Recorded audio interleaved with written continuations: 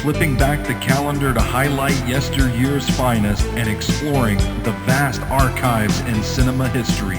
This is the Movie Review Rewind podcast on the Sobros Network.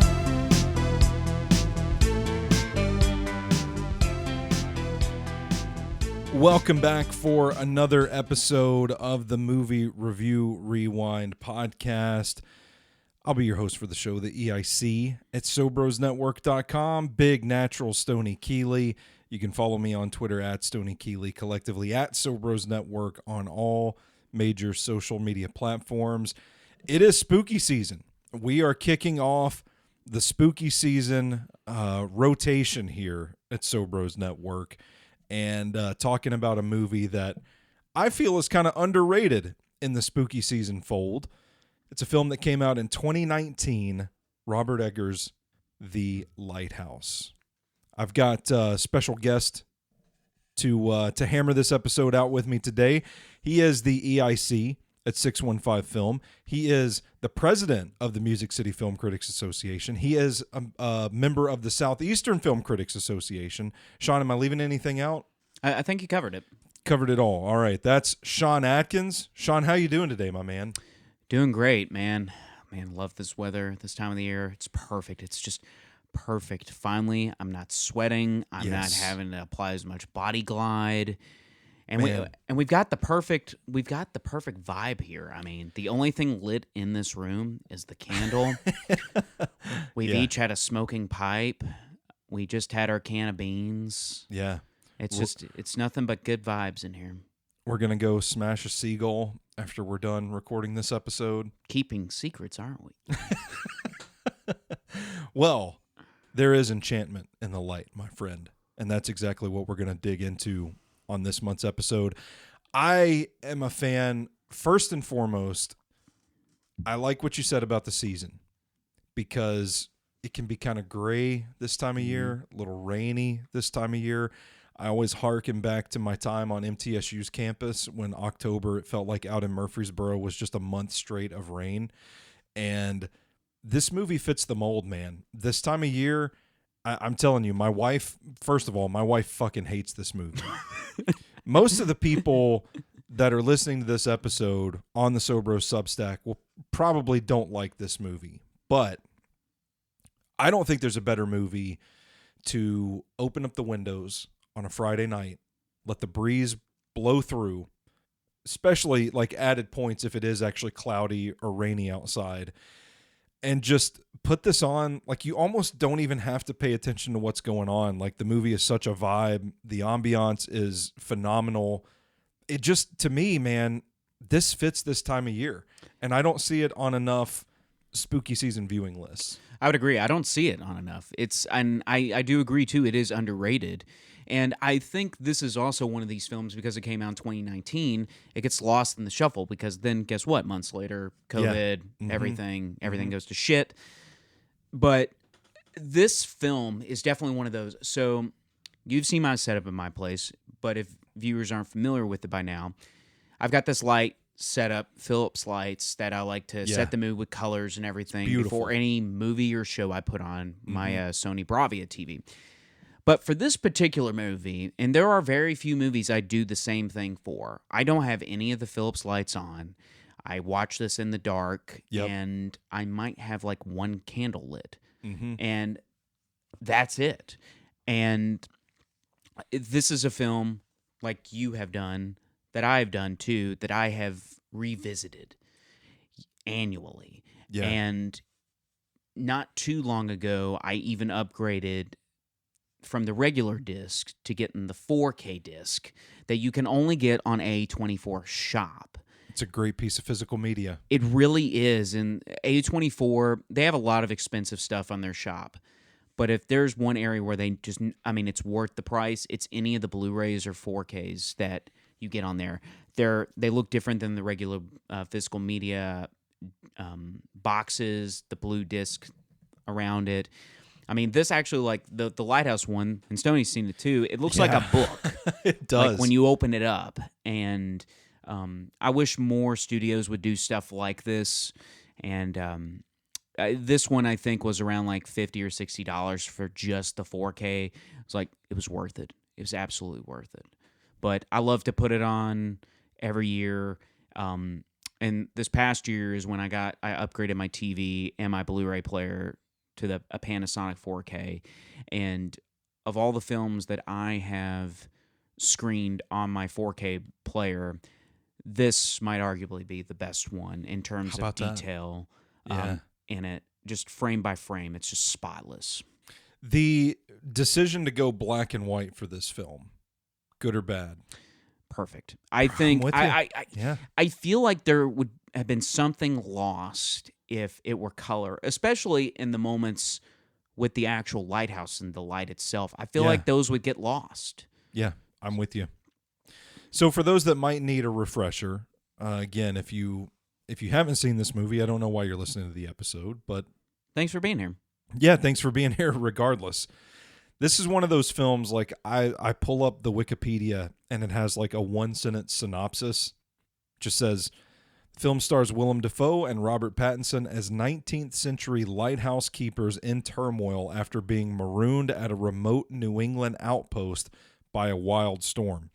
Really kind of feels like, and a lot of the synopses, I don't know what the plural is, synopses of this movie are kind of simplistic and vague by nature, but I don't know if you would agree with this. I know it's kind of risky. This movie is definitely not everyone's cup of tea, but I would still argue this is one of those movies that I think the less you know about it going into it, the better. I would agree. I mean, you could just look at the poster. That's all you need. That's all you need right there. Just look at the poster. Yeah. You know it's going to probably be in black and white. You know who the two stars are. You know what's in the background. That's all you need. That's really all you need. You don't need to even look up a preview or anything for this film. This is one of those where the one sheet has you covered. I can't say that about every movie because most one sheets for movies, I mean, let's be honest, they're pretty horrible. And now with AI being integrated in the making of one sheet posters for movies, it's about to get a lot worse. Yeah. So I mean, what do you call this movie? Because it is so kind of off the rails, unhinged. It's bizarre. I think it does sort of defy any particular genre. Is it horror? Is it a thriller? I know Eggers himself has just called it's a weird tale. Those are his words. It's just a weird tale. But what box do you put this movie in, if any at all? I would say, and I haven't given this to many films, but I would say it's probably a psychological, supernatural horror film. Yeah. And I think that covers everything because there's the psychological aspect of this film. When you have these two individuals stuck in this lighthouse, and you have these different personalities, you got the old guy and the new guy, and they somewhat have mysterious pasts. And then there's the supernatural element part, which might also play into the psychological part of it, because what is real and what is not real that's going on in this. Yeah. And then there is the horror of it throughout, and especially by the end. But it fits a very unique box, more than just put this in the square box. And it's more than just that. I kind of like that Eggers was just like, I don't know, it's just a weird tale.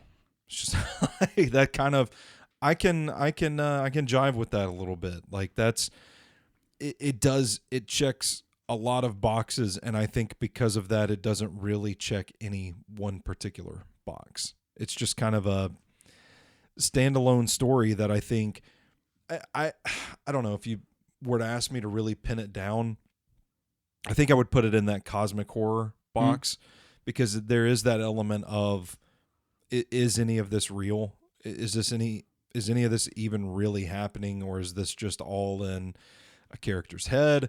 We don't know. There's no definitive proof. I think there is a lot of questions of identity that are explored in the film that kind of, the way that it's done, it just kind of makes me personally, I won't speak for you, but it makes me personally feel like, who are we? Who am I? Like, what am I even doing here? Like, is anything around me really what it seems to be? It kind of had that profound effect on me.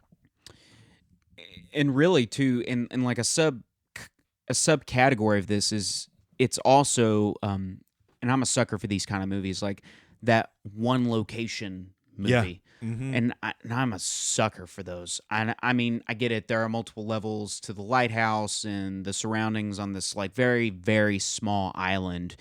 But it just like, even from the opening of this film, when you get the boat that comes in and Yeah. the eerie music, Yeah. and it just like out in the middle of the fog is just this one lighthouse, and you just don't know where it's you're gonna go with this. You don't know Yeah. exactly who these characters are, who the characters that they're taking over for. Even they're just like, oh yeah, y'all are the next shift for X amount of time.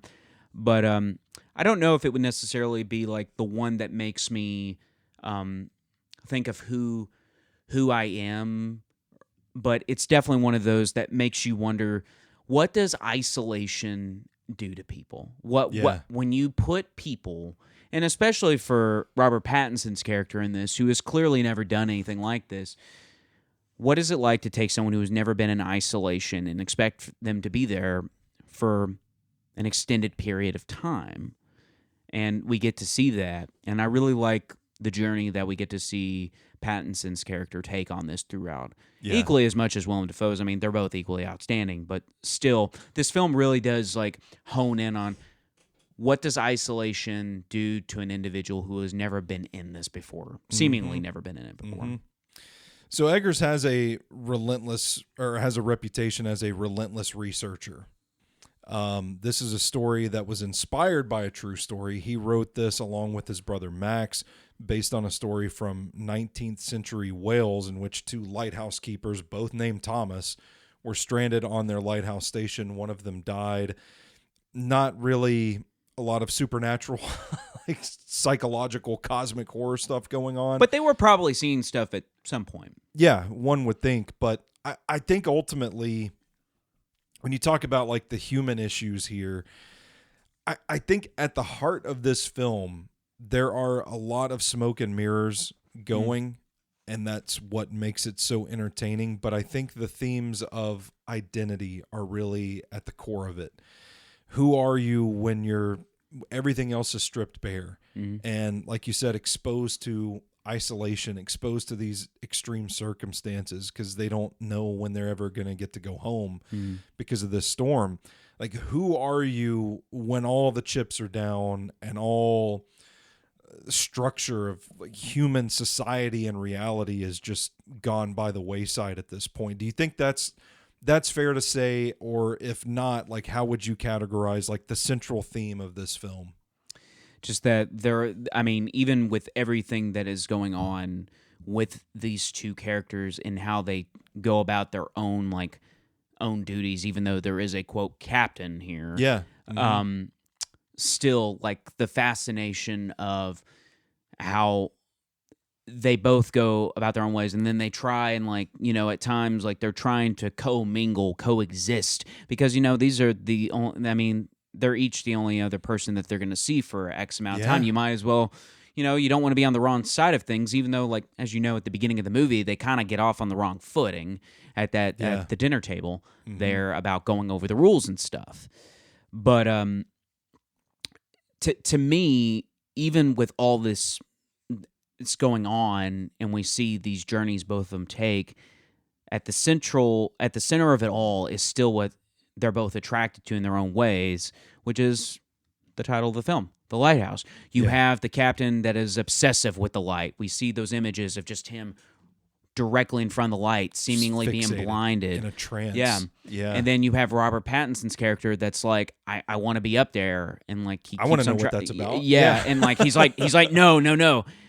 So Defoe's captain character just keeps keeping it like whoring out for himself and everything. But we also get to see with the desperation, the isolation, like for Pattinson's character, he has like the figure thing with the mermaid and the imagery with that, and it gets a little weird, but you kind of also get it because it's only him and one other guy there. So shit happens, And listen, I'm not here to judge. situation was dire enough, the mermaid was there, I don't know what I would do. I can't judge his character there. Yeah, I can't judge either. I mean, his character, and any animals that may or may not been harmed during the making of this film either. I mean, So, I mean, I feel like it's pretty clear the influence that psychology had over this film. Kind of explores, seen some reviews that draw from psychologist Jung. I can't remember Carl Jung's archetype of the shadow, the unknown, quote, dark side of one's personality. How do you think Eggers does with that idea? Because I think it's really interesting. You see, as the film goes on, that kind of degenerates a little bit, and there's less of a veil between the two characters. And to me, it's like the more strenuous the circumstances become, the more this dark side comes out in Robert Pattinson's character. And I thought that was a really interesting aspect of the film. It's like that's kind of a slow burn element of how we get there. But how do you think Eggers handled that archetype in presenting that? And like you're peeling back the layers of this character of Pattinson's, and Yeah. he's a lot. There's more than meets the eye, and he probably, like just any one of us, would have been in our 30s at the time, like just someone trying to, like, a new thing coming, or like a quote fresh start. But then when you factor in the isolation, and probably there is desperation in this assignment that he has taken to go to this lighthouse, and then to see, I even think, like, even jealousy starts to, like, brew for him, whether it's the captain and the light, or even really too, when the last time I saw the film, another aspect of jealousy was, I even could say it was the seagull. I could see, like, this creature or this animal or this bird could fly away at any time, go anywhere they wanted to. Yeah. And then he's just being this annoying little shit right there. And he's, like, basically telling Pattinson's character, like, fuck you. Guess what? I'm going to shit and do whatever I want to here. And guess what I can do that you can't? I can leave and fly away. Yeah. And I think that drove him to where he probably had never been, but may have. I mean, we don't know, because there was still, like, an allure and a mystery to his character, even by the end of it, that you don't know entirely, but you get a better sense of it by the time the credits roll. But I think psychologically, Eggers, he knows that no matter who it is, I think there is that darker side to people, and that's not a bad thing for everyone. Like, there's that dark sense of humor, or those things that aren't necessarily turn-ons, but they're kind of like these things that, like, really are like, I like this, or whatever it may be, that you don't see often touched in many films. But it's good to see in a film of this nature, being in such an interesting category of where I call it, like, a psychological supernatural horror film, to see this, because even though you see all this imagery and you're not sure what is real and what isn't real, what is real is that you have these two lighthouse keepers on different paths, but together in isolation, essentially, going through their own things. Yeah. But when the climax does hit, then you really do know, like, at that point. So Yeah. There's the scene when things really get unhinged that sent chills down my spine the first time I watched this film. And there's not a lot of jump scares in this movie. I don't actually think there are really any jump scares in this movie in like the traditional horror sense. But the scene where he thinks he's killed Willem Dafoe's character, and then he's going about his business, and then he shows up in the background just wielding the axe.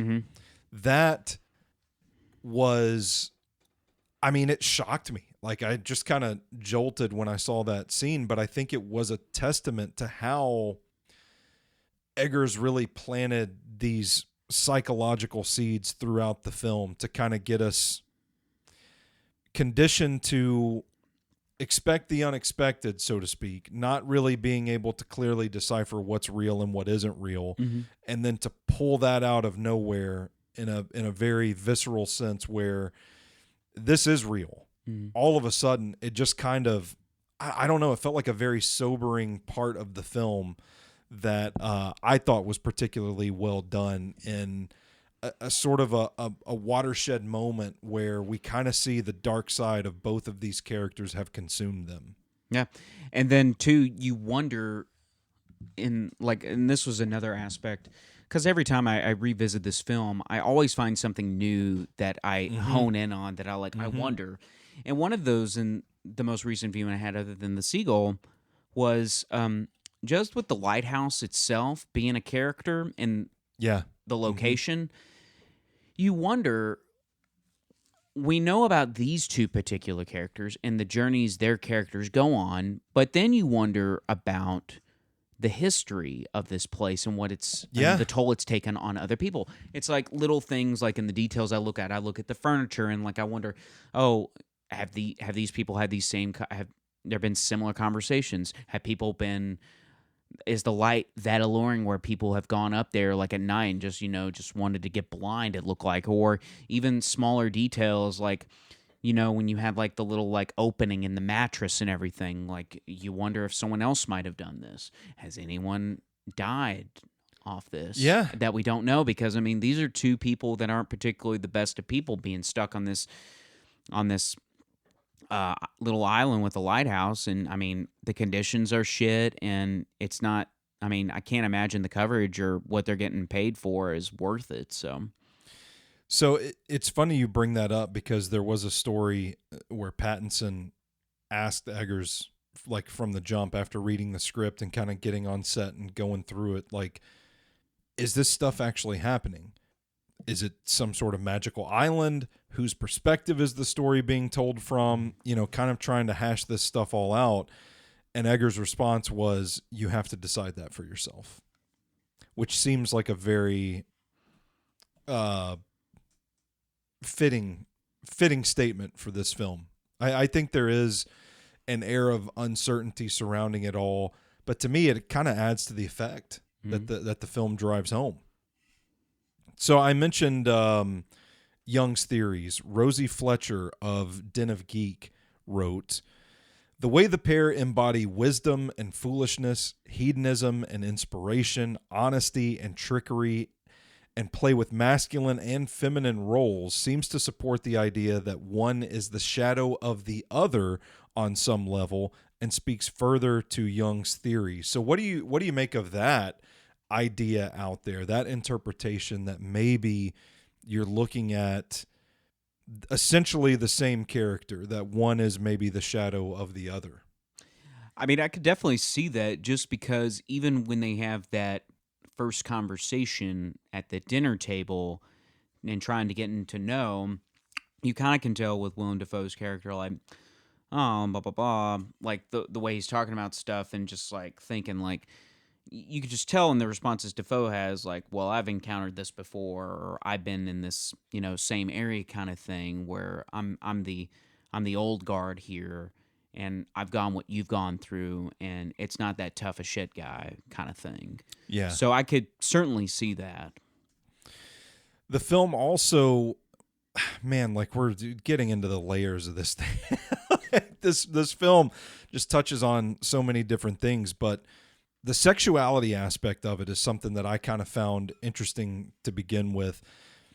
And Eggers in interviews has basically said well, they're not gay. So a little bit ambiguity there, but the phallic imagery of the lighthouse, pretty explicit in this film. What do you make of this idea that, this could have been, I don't want to say a lover's quarrel, but maybe how Brokeback Lighthouse? Brokeback Lighthouse. Yeah, there we go. But maybe this other, touching on identity in another facet, that maybe there is some tension here between these two characters. There could be tension. There could be, if Eggers really wanted to go there, exploration. Yeah. of one, because I mean, when you draw these two characters into a scenario of isolation, I mean, I think everything's on the table. I mean, literally everything is on the table as far as possibilities of what could happen. So I could see where, when Edgar says, well, they're not gay kind of thing. And then I also see in that moment with Pattinson, there's a moment in the imagery where he's trying to think in his head while he's, Yeah. he's just, right there with that figure. I mean, if you're, I don't want to give it away entirely if someone who's listening to this hasn't seen the movie, but you kind of wonder too if he's having second thoughts about that, even in that moment, even if the mermaid aspect of the whole thing, whether it's the figure or the imagery, I mean, is all he really is fixated on. Yeah.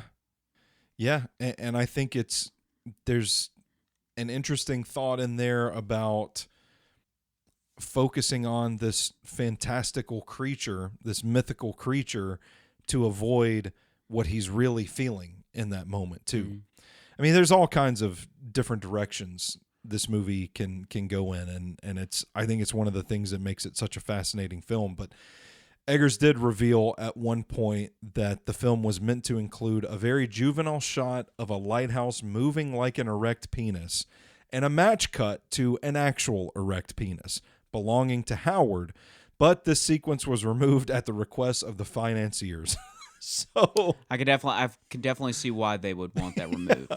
A body double of Pattinson was used to film the scene, and when asked about it in an interview, Pattinson said he did not know the shot was of a penis at first, initially assuming it was of the lighthouse. So Eggers really did want to ramp this up, and it sounds like the executive stepped in and were like, "Hey, that's a bit too far there. This isn't Beau is Afraid, buddy. You can't just do what you want." This could have been a really, really horny movie. How yeah, it could have been.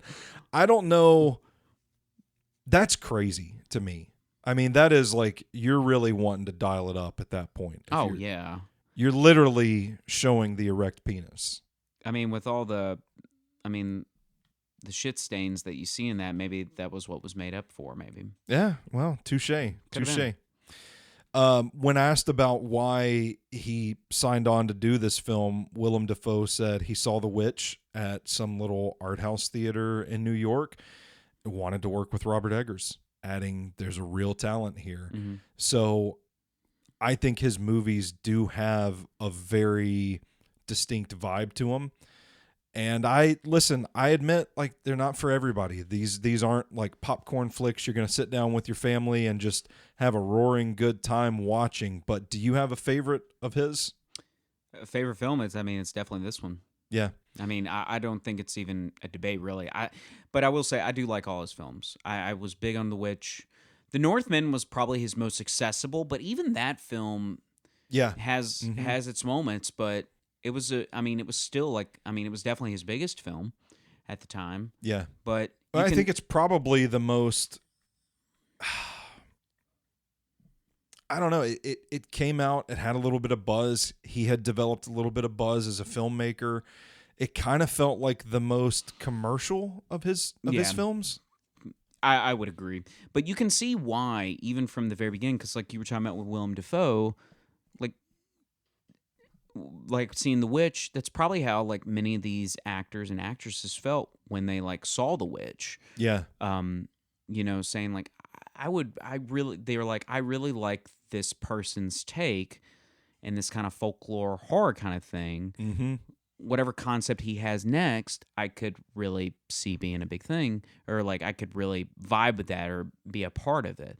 That's why I really like with Eggers and stuff and some of the people he's paired with, because I think he's paired with some of the better talent in all these films. And even he's had recognizable stars that have even reached like Willem Dafoe or even like Nicole Kidman in The Northman. Yeah. And I'm very curious, and we're going to find out soon. I'm very curious to see what the attraction was for all the people that were cast in Nosferatu. Yeah. Oh, man. and that'll be out in just a couple months at this point. So I'm stoked. It's going to be the holiday event of the season, baby. It is, yeah. I might have to. We're going to be home for Christmas, assuming the date doesn't get moved by the time this episode's actually released. But I digress. Be home for the holidays for that one. I might have to sneak to the theater by myself for that one while the family goes and sees something else, because I don't imagine I'm going to be able to take the kids to see that one. Yeah. Well, if they don't have a press screening, we should all just go together on Christmas Eve. A late night showing. There we go. 11 o'clock at the theater. Just have a good old time. I like it. So Robert Pattinson had been interested in working with Robert Eggers for a while. Eggers had him pinned for like some dramatic period piece idea he was working on, and Pattinson kind of told him like, hey, no offense, but this stage in my career, I kind of just want to do stuff that's really, really weird and crazy. Mm-hmm. And so the next day, Eggers sent him the script for The Lighthouse and was kind of like, is this weird enough for you? and Pattinson said, yeah, okay, I'm in at that point. But what do you think about his boldness as an actor? Because it's not just The Lighthouse, but Pattinson really took some chances after the Twilight run that have really highlighted his range and the depth of his skill as an actor. And at this point, man, I think he's one of my favorites in the game today. But just the boldness and his willingness to go for it. What do you appreciate about that? It just, there's so much variety in the projects that he has picked that I can't help but appreciate. It's like after the last Twilight movie came out, which was Breaking Dawn, wasn't it? Breaking Dawn Part 2, yeah. Mm-hmm. And side note, I've never seen a Twilight movie to this day. So I love the Twilight movies. I'm not hating on the Twilight movies. But he went on this just all these different roles and just really showed his range. He's just such a dynamic actor. I remember the big one for me was right after Twilight. He essentially took a couple years off, and then he starred in The Rover with Guy Pearce, which I love. I love The Rover. The Rover is probably one of my favorite, another favorite of mine. Not enough people saw. It was kind of when A24 really took off as a studio, I think. Yeah. Kind of one of more of their early releases. If I remember correctly, it's kind of like Singular Location almost, kind of ish. But that was really where that really put him on the radar. I'm like, this guy, I very much going to be honed in on his career now that he's outside of the Twilight. But then you look at some other stuff that he's done, like The Lost City of Z and Good Time, another movie I love. Good Time. And some other stuff that he was in, High Life. And he was great in The King, even though he had that silly wig on. The one with Timothy Chalamet, the Netflix movie. And so Devil All the Time, I thought he was great in. And Tenet. And of course he's done the big stuff like Batman. Yeah. And he's now into that franchise, and he's been fantastic in that. But even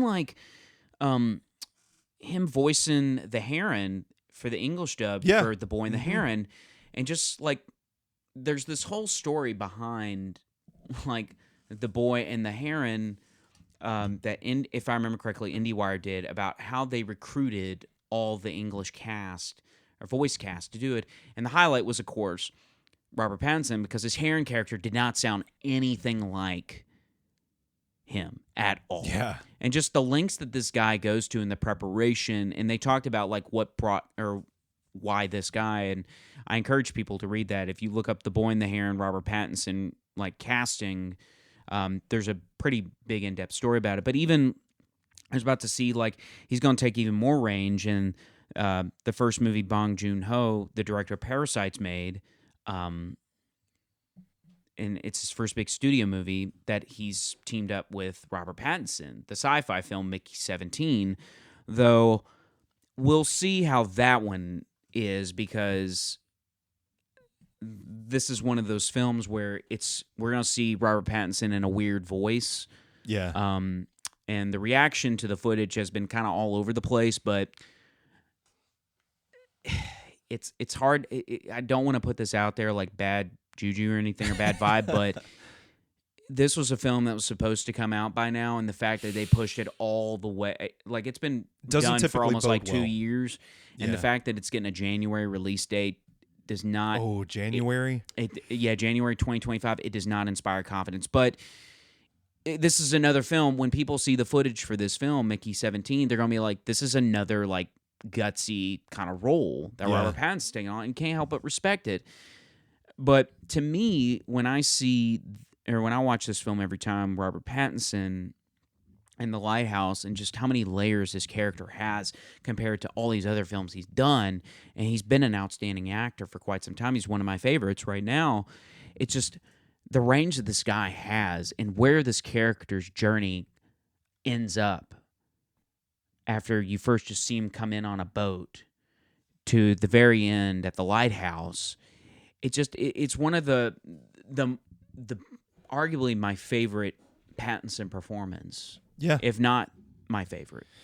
So, man, he and Eggers broke down the dance scene for a video that's on Fandango's YouTube channel. And Pattinson talked about how his character and Willem's, could just never quite get on the same page throughout the early parts of the film. And he wants Willem Dafoe's character's validation in that moment. Eggers points out when he gets that sort of pat on the head, it's really something that kind of revs him up, so to speak. But Pattinson adds, he loses his mind a bit. Yeah. And the intensity of the emotion in that scene, it just felt like really intricate acting from Pattinson in that moment, because he's overcome with joy. They're dancing, they're singing, They're drinking. they're drinking, but then he goes above and beyond to kind of add that element of like, this guy's kind of losing his mind, and you can see that on his face. It's the stuff where you're not outright saying it like, "Oh, I feel like I'm going crazy," but you can just see it from just looking at the guy. And Eggers said that Pattinson went further than expected in that scene. Said the crew was shocked as they're filming it, and it really amplified his preconceived notion of what the character was so supposed to be, because Pattinson kind of goes that extra mile. Man, you talk about the actor's touch. I mean, to the point where you're taking the material, going above and beyond to the point that the crew is on set filming this thing kind of uncomfortable, like this is kind of surreal at this moment. Yeah. What do you think that is, like, in terms of a testament to his ability, while we're talking about his toolkit as an actor? Is that the sort of thing that separates him from a lot of actors today? Is that secret sauce of him being willing to go above and beyond? I think so, and it's such a magnetic draw, not just for people that see the film, but the people behind the scenes, where you probably have people like on the set, like behind the camera and everything, like looking at each other like mouthing like, holy shit. Yeah. Kind of thing. And he has one of those, and I don't necessarily think he's not like an A-list star that's going to be like, he's the reason why people are going to movies, but he is definitely graduated above the Twilight phase of his career, which, I mean, you can't blame the guy for not doing that. I mean, you get attached. I mean, that really is where your name where you really take off, and you got to take those opportunities because they never come around. So, but for him to see the career path he has taken in this span of like over 10 years since that series to where it is now, it's remarkable. And you can't say that about everyone who has left a big franchise and stuff. I mean, don't get me wrong, I love Daniel Radcliffe a lot. Yeah. And we'll always remember him for the Harry Potter movies. Sure. But I can't say necessarily the same thing about him as Pattinson, even though I think Daniel Radcliffe is a pretty good actor. Yeah. I just can't say that. So it really, I mean, it really does speak to me, and like him, the actor, and why I like him so much. And anytime, like now that there is a movie that comes out with his name attached to it, I'm like, yes, like this is at the top. This is at the top. Yeah. Like I cannot wait to see this. Even though like Mickey 17, January release date 2025, I'm still excited to see it just because he's in it, and I want to see what this performance is going to look like in comparison to everything else. Well, his counterpart in this film, Willem Dafoe, ain't no slouch either. And there's the scene where he's giving the sea curse to Robert Pattinson's character because he doesn't like his cooked lobster. And it's a pretty intense scene. Yeah. Apparently, that was shot in one single take. One single take, and according to Eggers, Dafoe didn't blink the entire time. He delivers this speech, goes over 2 minutes, and doesn't blink the entire time. I mean, how much of this film do you think is enhanced by the fact that you've got two actors that are just giving their all, that are really great at their craft, that they're just going in there? This is A game on top of A game, feeding off of one another. I mean, how much did they nail the casting of these two characters? I mean, it makes everyone's jobs easier around them. It makes it considerably easier. You can't help but respect him, especially for someone like Willem Dafoe, who, I mean, let's be honest. I mean, his career, I mean, it's a completely different path than what, Pattinson got his start early, but it really wasn't until, I mean, correct me if I'm wrong, but really, I mean, Willem Dafoe was like a known actor before Spider-Man, but then Spider-Man comes out. It kind of felt like that was the thing that put him in front of mainstream audiences, that kind of broadened his name to the casual moviegoers. And it kind of came later for him in life to get to that. But at the same time, like, I won't necessarily say A Star is Born, but like, this is then where you could see like where other filmmakers are like, I bet I can get something out of him for X project. And we've seen his career, I mean, really take off post Spider-Man to where he's got these more interesting roles. I mean, even as most recently, really good performances, even as most recently, the film with Emma Stone that just came out that I'm already forgetting. It's on the tip of my tongue. Poor Things. Yeah. Like even like a performance like that where he's like Dr. Frankenstein kind of thing. Just to see like all that hard work for him pay off and then him deliver lines like that, like it's nothing to him. It is just nothing. I mean, he has the craft. He had it for years. I would honestly, anyone listen to this after they get done, there was about a year ago an interview the Smartless podcast did where they interviewed Willem Dafoe talking about his career and everything that I would highly recommend people listen to. Just talking about his upbringing and whatnot. So there you go. Let's talk a little bit more about Eggers' filmmaking, because I think it's something, man, with his films, like you really get a complete product from him. I felt like the dialect, I mean, again, a reputation as a pretty relentless researcher to get everything as accurate as possible. Meticulous, great word for it. Yeah, but in all this madness, I really thought the dialect itself was beautiful, different. The delivery from the two actors was gruff, very performative, and I think the script itself kind of adds a layer of drama that the way that these lines are delivered are almost like Shakespearean in a certain sense. What do you think about the script itself and how that, as a component of the larger film, how did that particularly fit in with your enjoyment of the flick? I think, I mean, every word has meaning to it, and you could really see where this, I mean, when I've seen this before, and even when I first saw this, because I remember seeing this at a press screening, and I was in a room with like 5 or 6 other people, and I was like thinking in the beginning, like, am I watching a stage play? And even then, initially, when I first saw the movie, I only thought it was good, but man, after a while, like I kept thinking on it, and like revisit. I went back to the theater like a month later. It was somehow still in there, and like I found a better appreciation for it. But really, it's just like there's more meaning to everything that's being uttered by both of these characters, and even their stuff.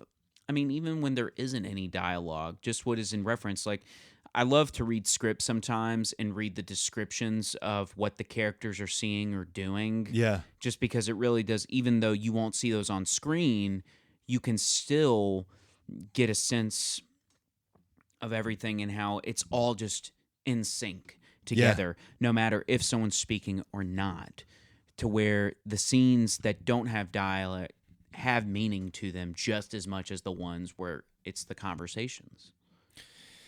Couldn't have said it better myself. A couple of quotes from Pattinson and Defoe on the atmosphere that Eggers created on this film. Pattinson said, "You could stand there and just know the world that you were in." It said on the set and the production company, the way it was constructed, they built a 70-foot lighthouse, all the buildings, like basically took over this island and just built the real thing. You know, this isn't a lot of, special effects, CGI, anything like that. Like, they went out and they built this lighthouse. They built the buildings that these guys would be acting in. Willem Dafoe added, "You can't separate the characters from the location." Eggers says that he often has the atmosphere before he actually has the story. How much of a hallmark of his films do you think that atmosphere is? I think it's a pretty significant one because if you think about it, the village and the witch. Yeah. And then you think about the Northmen and even the locations of where people live. Yeah.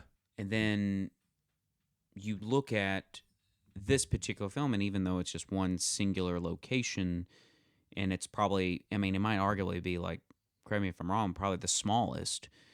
It makes you wonder what exactly the atmosphere is going to be like even more so, like it has piqued my interest even more in Nosferatu, when I'm very excited because you're taking one of the most popular folklore tales and you're reimagining it, and I cannot imagine what he's going to have in store for us, getting us in that atmosphere and and to know what the process was behind that. Because like you probably think, like I do, he probably spent an extensive amount of time researching, probably going overseas, location scouting, Western everything. Europe. Like there's no telling the what all mountains went into that. Like when we actually see the final product and then we get to see like the interviews, him talking about it. But it really does, with these atmospheres that he has created in these films where they're characters in themselves, to where you can't help but appreciate it. Even these films minus Northmen are kind of on the smaller budget to get the most out of those locations. And you can't say that for so many films nowadays. So many are, it's just green screens and this, they call the wall or whatever. Yeah. Would generate images in the back, which is just, I think, completely ruined a lot of movie and TV watching nowadays. For sure. I'm with you there. But when you get to like a film like The Lighthouse and just the vibe and the atmosphere itself, you can feel that sense of darkness. You can feel the loneliness. You can feel like, even if you're not there, you can just feel like the storm in the middle of all this is going to create problems for our characters, even if the storm is not going to necessarily might not physically hurt them. It's going to change, or something's going to happen. So, the film was nominated for one Oscar. It was nominated for Best Cinematography. Lost to 1917 that year. The other nominees were The Irishman, Joker. Forgive me for putting the D in front of it. Oh no, the Joker gang's going to come for you now. I know, right? Yeah. And Once Upon a Time in Hollywood. I never saw The Irishman, but me being such a big fan of this film, I would have put it over 1917. And I liked 1917 quite a bit, but just The Lighthouse to me was something that was so unique and creative. I would have given it the nod, but how do you see this field? Do you think 1917 was the rightful winner? I don't know. You mentioned all those films, and that's such a stacked category. Yeah. it's just such a stacked category, and you can see why they give a film like 1917 best cinematography. The way they film it is that the whole thing is one continuous shot, even though we know that. I mean, of course they took breaks and stuff, Yeah. but I mean, it's such a difficult field. I would probably personally give it to either The Lighthouse or even Once Upon a Time in Hollywood, because that's even a film nowadays. As a side note, that I think that is probably my favorite movie that came out that year. It's just such a replayable film that I see on TV all the time. And I'm like, all right, it's all right. The rest of the movie is going to be on, But really, it was a testament, though, that of all these films, that was definitely The Lighthouse was definitely by far the smallest. Because, I mean, Joker, Once Upon a Time in Hollywood, 1917, and what was the other one? The Irishman. Did you say that one? Yeah, or I didn't say that one, but even that one, I mean, all four of those films are considerably bigger. Yeah, you're right. Had way more eyeballs, and we know how the Academy votes, but for a film like this, compared to the size and magnitude of the other four, to even just get nominated speaks. I mean, it speaks to what the community has to say about this film and its appreciation for the way it was made. How do you split the two acting performances? Because, I mean, it doesn't feel like there's a lead in this film, but I also don't know how you pick between the two in terms of a supporting role. Like, I just wonder if, in a sense, these like dueling performances, the back and forth, the shared screen time, in a way kind of hurt the film's chances of getting either guy into either of the acting field. What do you think about that, and how to divvy these two up? I think I would like barely give an edge to maybe saying actor Pattinson, supporting actor Defoe. Yeah. But you also look at that same year, though, and literally, like, 2019 was such a really good year for film. It was. And before things just really went to shit. And, I mean, they were up against some heavy competition. I mean... So in the actor category, Joaquin Phoenix wins it for Joker. Yeah, I have no qualms with that whatsoever. Antonio Banderas for Pain and Glory, Leonardo DiCaprio, Once Upon a Time in Hollywood, Jonathan Pryce for The Two Popes, Adam Driver for Marriage Story. Either of the Lighthouse boys, as we'll call them, cracking that top five for you? I mean, I think maybe, I could see Pattinson over Antonio Banderas. Yeah. Out of that, but I mean, just like cinematography, such a strong field. Yeah. It's an undeniably strong field, and even a film like The Two Popes, which is probably one of the best Netflix movies to ever come out. I mean, that wasn't, to me, an underrated film, and the fact that film, even being a Netflix film, getting a nomination at that level speaks a lot to that one. And then you have the supporting category. Brad Pitt wins it for Once Upon a Time in Hollywood. Then you have Tom Hanks for A Beautiful Day in the Neighborhood, Anthony Hopkins for The Two Popes, Al Pacino for The Irishman, Joe Pesci for The Irishman. I mean, these are some real heavy hitters there. I don't know. Do you think there's a timeline where, I'm not calling for the film to be different or anything like that, but maybe if the roles were a little more clearly defined, maybe it makes it easier for some of the Academy to sneak one of these guys into one of these categories? I think so, because especially like a film like The Irishman, which I won't deny, a good film, but it felt like a lot of those nominations for that film were just, legacy nominations. Yeah. And no disrespect to the film. I think it's a very good film, but I mean, no wins or anything, just more so, just more of a celebration. Yeah. So, like Pesci and Pacino, I would easily take Defoe or Pattinson over those two. So I'll have to, I need to watch The Irishman. I think that's the big takeaway here. 3.5 hours. So all of the movies that we've talked about in these categories so far, we didn't even mention what actually won Best Picture that year. Was Bong Joon-ho's Parasite. Yeah. Also nominated for Best Picture, Ford vs. Ferrari, The Irishman, Jojo Rabbit, Joker, Little Women, Marriage Story, 1917, and Once Upon a Time in Hollywood. So, again, that's a really good group. I liked Ford vs. Ferrari quite a bit. Fun movie. I loved Little Women. Great movie. The only two I didn't see from that year are Marriage Story and The Irishman. I wasn't as big of a fan of Jojo Rabbit as I think the larger movie-going public was, but still can acknowledge, like, that's a pretty strong field. Me personally, I like The Lighthouse better than any of these flicks. It's probably my number one from 2019. I don't know that I actually made a list in 2019, but if I did, this would probably be number one. But within the context of the Best Picture nominees, where would you put The Lighthouse?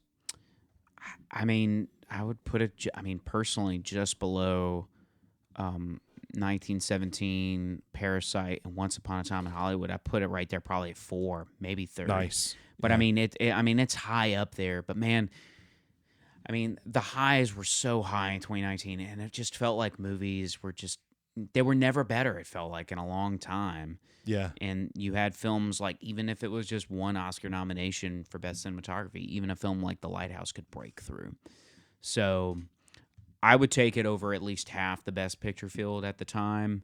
And it's definitely a film kind of like Once Upon a Time in Hollywood, that I've grown to love and appreciate even more. And I always find something like new in it to take from.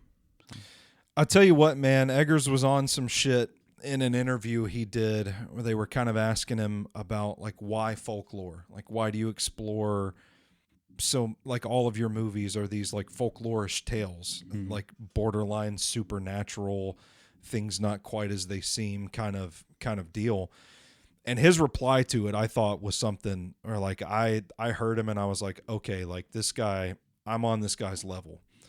Talking about how in this day and age, numbers are gods.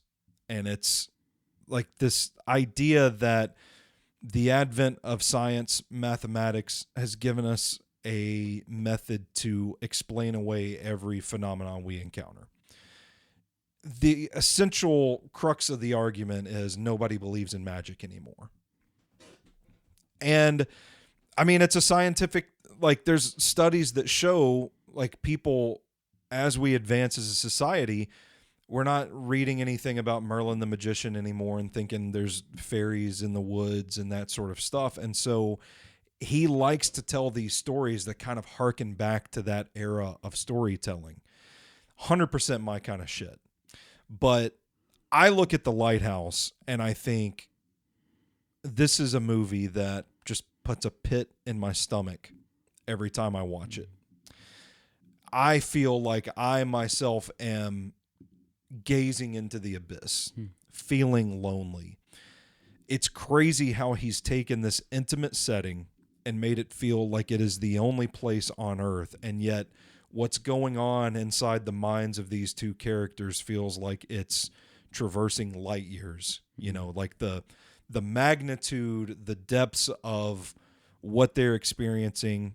I think that cross-section is just brilliant filmmaking. It's brilliant storytelling. I feel myself as if I'm light years away from civilization watching this film. And it also, in a way, kind of makes me feel like I have no idea who I am. And I think that is the crux of what makes this such a brilliant film to me and makes Eggers a brilliant filmmaker. But if you could summarize your feelings on The Lighthouse, how would you do it? I think for me, this was definitely a film that, upon first viewing, was, I think I mentioned it earlier, was one where I initially liked it, but there was something about it. I mean, the allure of the film, Yeah. it just something that just kept bringing me back to it, and just like something, just finding something new every time, and just two particular characters and what they're going through. It's fascinating. It's weird. It's not everyone's cup of tea or can of beans in this instance. Very well. This is a film where it really does hone in on what isolation does to people and what it can do to people, especially caught in the middle of a storm.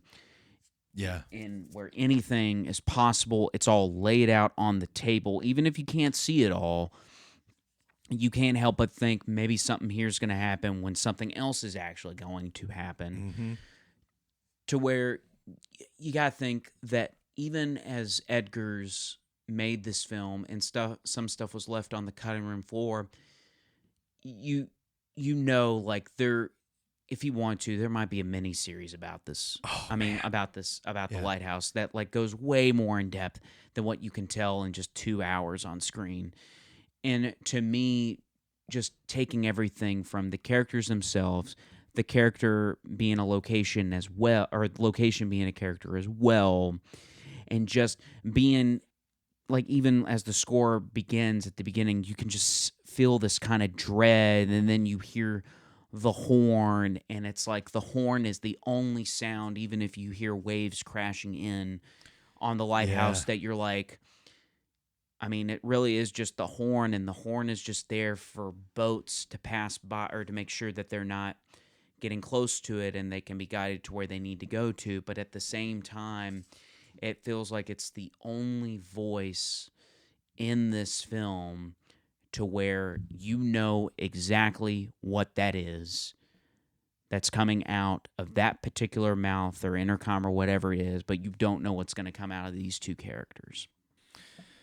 Well said, my friend. Well said. I would also encourage. Well, I will say this too before we get out of here. I think we've discovered today it is our calling. We need to write The Lighthouse the musical and get it on Broadway. Yes, we do. Yeah.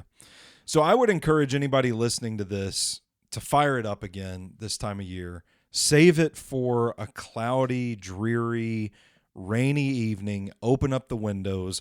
Watch it by nothing but candlelight, and just, enjoy. Maybe, I don't know if I want to recommend taking some controlled substances. Maybe just drink a few beers or something. I mean, the out there. I mean, the THC drinks are legal in the There state, we go. Okay. in Yeah. Tennessee. All right. So, I mean, you could have that if that's your thing. So Yeah.